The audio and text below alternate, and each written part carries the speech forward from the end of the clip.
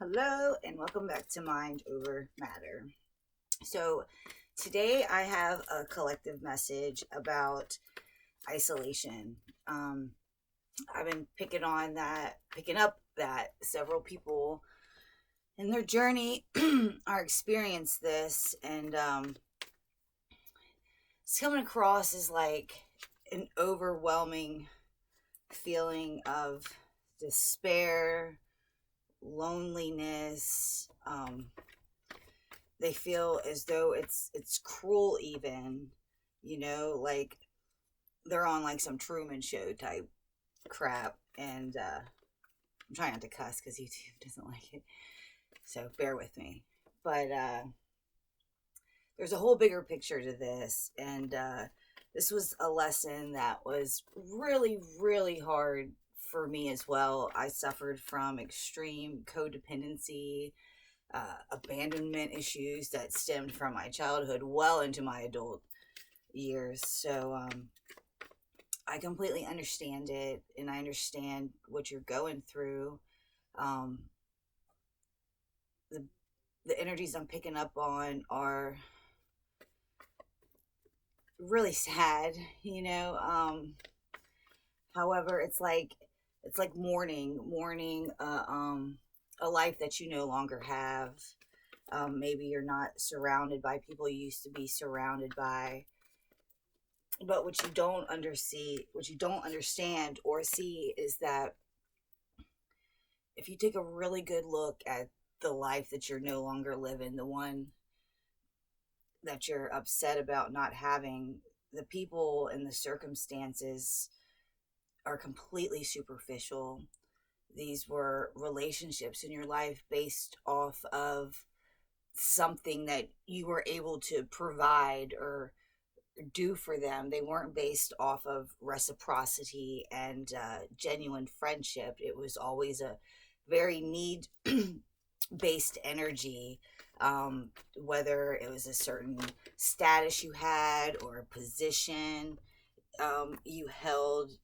It's very selfish in nature, very shallow. And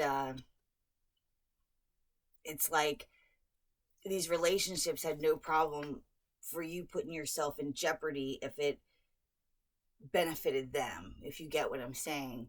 And I think a big part of that is you know self-worth based on being conditioned by your worthiness depended on how much you were needed by other people, right? Like your confidence was based on the outpour of invites or whatever is based on what you could do for them, not based on friendship, not based on love, not based on genuine, authentic relationships built from mutual understanding, compassion, and caring, and which are real relationships. And as of 2020, consciousness is ascending so fast. Like anything that's built on a rocky foundation, unstable, is just not gonna carry through. It wasn't a firm foundation to begin with, and if you're in isolation of some sort now, um, it probably stemmed back to what was going on around 2020, 2021, and it had the best possible outcome that could have had. That's what Spirit wants me to tell you, that the other options of how things could have fallen apart to where you're at now was the absolute best case scenario. During this time, you're being really asked to look at why you're having such a hard time letting this go. What is it about yourself that needs to be needed by other people? What is it about yourself that makes you find your self-worth through somebody else's eyes and not through your own? Because that's really important. If you are miserable and unhappy sitting by yourself, then chances are there's not going to be very many people that are going to be happy sitting next to you. You're being asked to reconcile and reflect parts of yourself that carry shame, guilt, maybe you blame yourself for mistakes. And when you really sit and go through those, those mental files, you'll see you did the best that you could at the time with what you had. The thing is nobody, including ourselves, much less anybody else, is able to act more evolved in the consciousness they have at that time. If you knew better, you would have done better because your consciousness would have been higher, but you didn't. So you did what you did, and you're being asked to really take a hard look at yourself and rectify those parts of yourself that really need to be healed, because guilt, shame, blame, all of those emotions that we identify with but are not us, they really keep you stuck. They really keep you from moving forward. And conflict within yourselves, within your energies, it's an unbalance, really. And once you get to a position of being able to sustain yourself by yourself, then the people you choose to have around you, they will be just that. They will be a choice. You won't have friendships or relationships or entertain any kind of things that insult your spirit because you lack confidence or the need to be in company. And if you take an honest look at how things were before, I bet you were surrounded by people all the time and still felt incredibly lonely, incredibly unseen, incredibly unappreciated. You probably had a sense that you were being used, and when you're in relationships based out of necessity instead of mutual need, or mutual companionship, things in common, then it turns into resentment. And then people are with people and they resent that they have to be with them. I don't know how many people are in relationships that were like, well, if I could afford to be on my own, I would be on my own, but I got to stay with them because I wouldn't have anywhere to live if I didn't, and that's not how Spirit's asking you to live anymore. I keep seeing the commercial from Disney for like the cruises, and it plays this song that goes, "A dream is a wish your heart makes." And that's exactly what has happened in the past. Your spirit called out to your soul, your higher self, and said, this doesn't make me happy. This isn't how I want to live my life. I want real, genuine relationships. I want to be secure in myself. I want to feel abundant and confident in myself, not based off of how other people think of me or the unrealistic expectations that I'm being asked to meet by others, but really honor yourself and honor what's important to you. A positive of this isolation period, besides all the major healing you're going to do, is you're getting the time and the opportunity to really figure out what well-being is again, and your sense of well-being creates everything in your mental and physical reality. If you're not growing, you're dying, pretty much, whether it's physical, intellectual, spiritual, any kind of way. If you're not growing in one way or another, you're dying, and your well-being is being placed at the forefront. All the distractions from everyone else are being wiped away, and you're being asked to really heal yourself, to love yourself, to remember who you are, who you want to be, not who this person thinks you're supposed to be or that person says you're supposed to be. You're not, it's just not a good place to be. It's not. And that's what this time is for. You get to spend all this free time, figuring out what it is you love, what makes you love. Not what do you love about people, but what makes you love, like being lighthearted, humor. I like little baby goats. I just think they're so cute with their little horns. So when I'm sad, I think about like being surrounded by like all these little baby goats. Maybe like building things or creating things, but you're really to spend this time getting back in touch with who you really are, like at the core, and what it would really mean for you to have happiness and for you to have it on your own. Because if you let your happiness or your sense of well-being based on the other people in your life or the other things, material aspect, what you have, what you don't have, and that's a lot of power you're giving away to the outside world. And as you probably already know, the most ridiculous things happen in the most ridiculous ways, and we have absolutely no control over it. And if you feel like you do, you're just distracting yourself being busy, because you don't.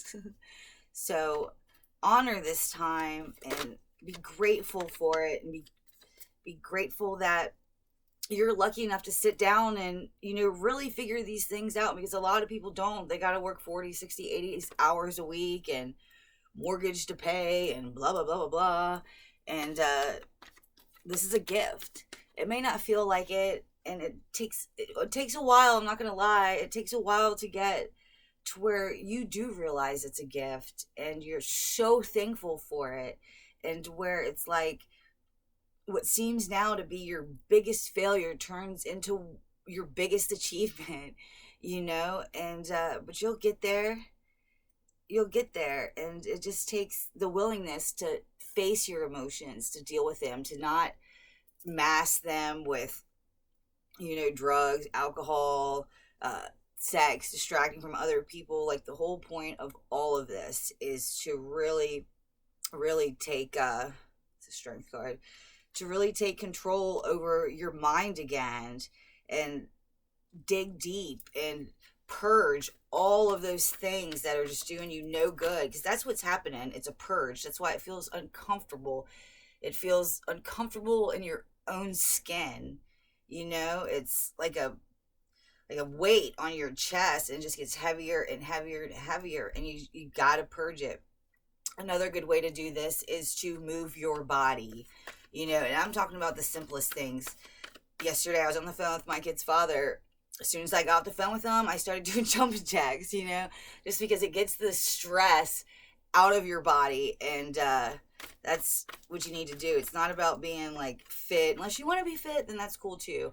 But it's just built up over the years, and you're asking to feel your feelings, to purge your emotions, and to take a really, really hard look at where you're at, where you want to go, and how you're gonna get there. Because you got to start from where you're at now. You can't think about how things used to be, and if I would have did this and that person would have did that, and blah blah blah blah blah. You're not gonna get anywhere. You're gonna stay stuck. And so this is a very beautiful and divine process that's happening to you. And it's not to punish you. It's not to make you feel loved or unworthy. It's to make you feel that way, to make you feel loved and worthy within yourself. When you could sit at home and have the best day ever by yourself, and under any circumstance, that's a powerful place to be, a really powerful place to be. And relationships and all that stuff will come later, but right now it's really about you loving you and nurturing you and healing you, and spirit's showing you what you need to see. So if you're seeing some hurtful things, it's because you need to see it. Because if it wasn't thrown in your face like this, then you would ignore it. You would ignore it based on superficial, shallow reasons. You're manifesting a new life. And in order to create a new reality, another one has to come tumbling down. That's the way it goes. Destruction and creation is the same energy. You just have to be willing to be optimistic, put in the work, and you'll get there. You're not alone. I can tell you that. You are surrounded by angels and beings that are supporting you and rooting you on. And there's a guy on YouTube named Kyle Cease, and he put it a really beautiful way, about the darkness we go through during our spiritual journeys. And he said, with every tear you cry, it brings you closer to God. Because it does.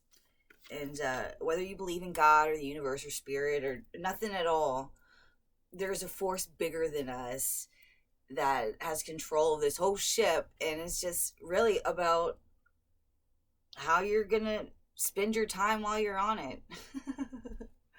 You know, you can aid your evolution, for yourself, and raise your consciousness and help humanities, or you can be beat against the rocks until you evolve or you're extinct, survival of the fittest type thing. But the old way wasn't working, and it's gone, it's not coming back. So what are you going to do now? Well, you're going to work on yourself, and you're going to start finding joy and peace and well-being within yourself, and it's going to be something that no one's ever going to be able to take away from you. And then you're going to meet somebody. Someone keeps going to reasons. There's a lot of love going on in these cards lately. I haven't seen any, so I don't know. Maybe you guys out there are getting in relationships, but there's a lot of people going through the same thing. And when you invest in yourself and your well-being, I want to say spirituality, but I know everyone's not spiritual, so I get that. But you meet like-minded people and you help heal each other. That's what I'm trying to do here. I'm on the journey too. I've been through all of it. Like I'm still going through it. We're all learning, we're all growing, and slow and steady is the name of the game. It's not instant gratification, because if you're looking for something to make you feel better right now, it's going to lead you back to where you are, maybe a couple steps back.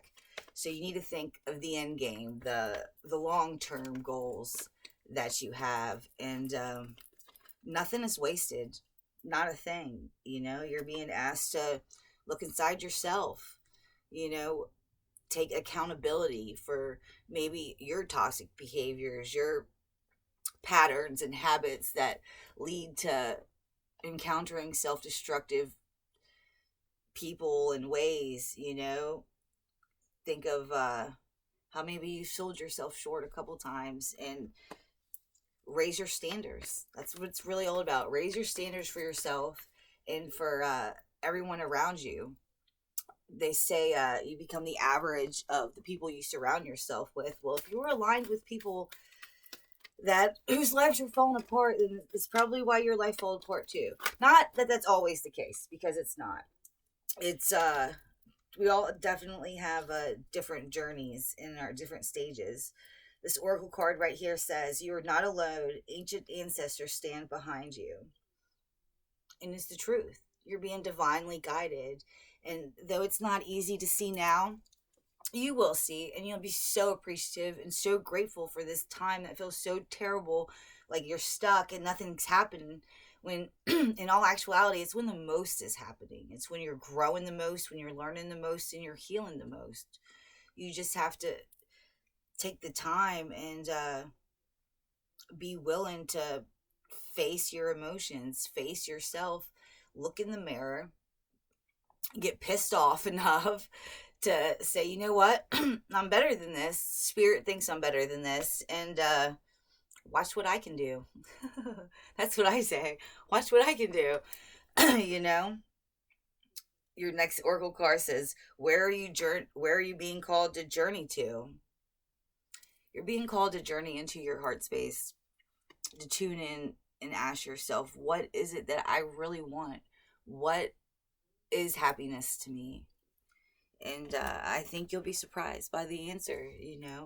What's often looked at as, or actually overlooked, is usually the most important, and sometimes it takes being set in a room by yourself to get that. Your next oracle card is, who or what is triggering you? Maybe it's my message. I hope not. But yeah, the whole universe is your mirror. That's the name of this card, mirror. What is triggering you? And it's all about learning and growing. That's why we're here. There are no real mistakes. It's things we signed up to learn, and we will keep learning them until the lesson is done. I've had to learn the same lesson quite a few times, but that's the name of the game. So it wasn't really a tarot reading. I did do some tarot, but it's mostly channeled messages. I just feel like someone needs to hear that This isn't a wasted time. It's a beautiful time, and it's hard to see, but you'll get there. Be compassionate with yourself. Be easy with yourself. Nurture yourself, and with those around you. Like I said, we can only ever act at the level of our consciousness, and not everyone's consciousness is the same. So we must show them extreme compassion. That's what it is, extreme compassion. All right, and your affirmation for the day is, I have everything I need right now for an abundant life. And it's true. It's all inside of you. You're just being asked to look. So look, I think you'll be surprised what you see. Take care.